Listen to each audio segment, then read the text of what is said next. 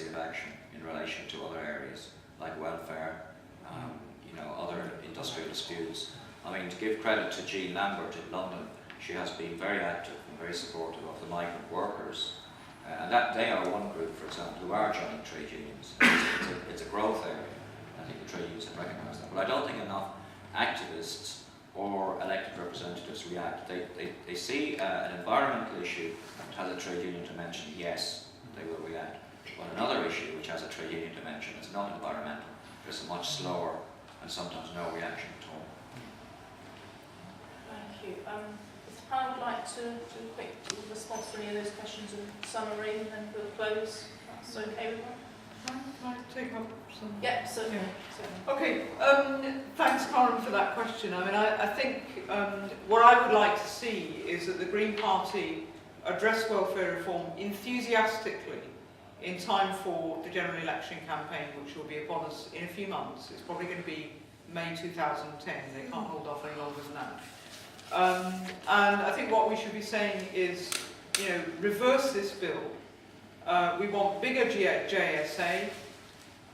We want less conditionality. I'm sorry if that sounds technical, but less workfare, less sanctions, less job centre bullying in this system. We want benefits to be more like they were in the early 80s, before they brought in the very gradual sort of slide towards this situation which began under Thatcher.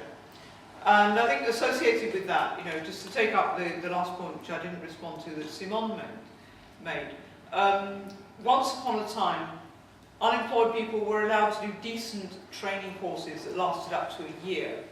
The training courses got shorter and shorter and shorter since the days that you were talking about.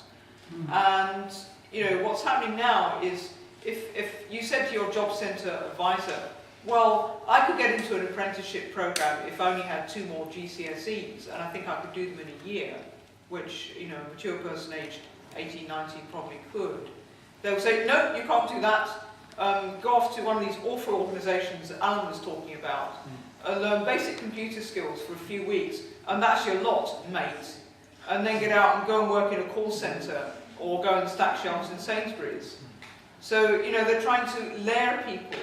And this is what it's all about. It's driving people into low-paid jobs, which are temporary, which are lousy, which do not enable people ever to get out of the benefits net. And meanwhile, the economy is so short of plumbers and windmill makers and roof insulators and all the other things that we desperately need, that there will be thousands of people entering London for the first time to build the Olympics Stadium and so forth, that you basically cannot get skilled construction people at all easily. And where are the training systems that would help unemployed people move into these kind of jobs and would help them move into the million-odd green jobs that we should also be demanding? Thank you.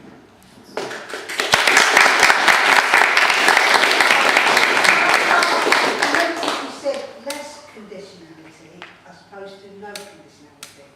So I'm not quite sure That's what a you meant fine by edge. that. Yeah, that's a very fine edge. I mean, I see basic income as an ideal type.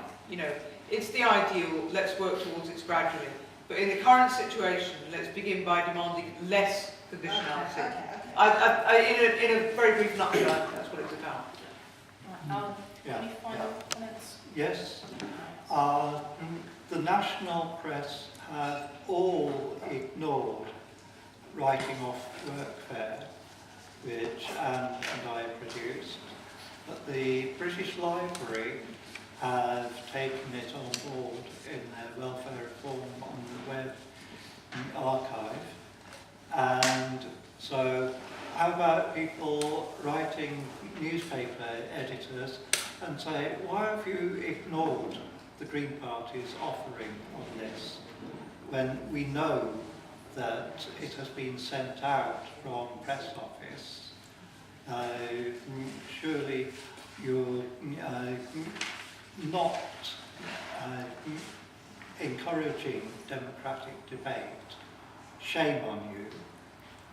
And at the same time, also there is a great need for more investment in very basic skills training to help people give something to get them off alcohol and drugs.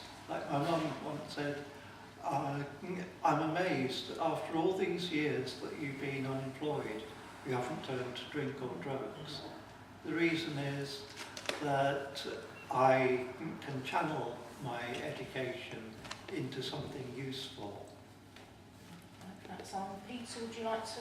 Yeah, just one more thing about training as boxing clever. One of the things that the whole in-work benefit system, the scheme, the benefits that support people who are working, housing benefit, tax credits, are all based on an assumption that people earn the same amount of money every week, and that basically they're regular incomes, and everything's hunky-dory, everybody's got full-time job. All of that's gone by the board. The trade unions need to take that up, the fact that basically they've got an out-of-date benefit system. The only way of avoiding getting housing benefit overpayments and tax credit overpayments is to give them every single wage slip, really, which has becomes ridiculous. So that would be another aspect of boxing clever.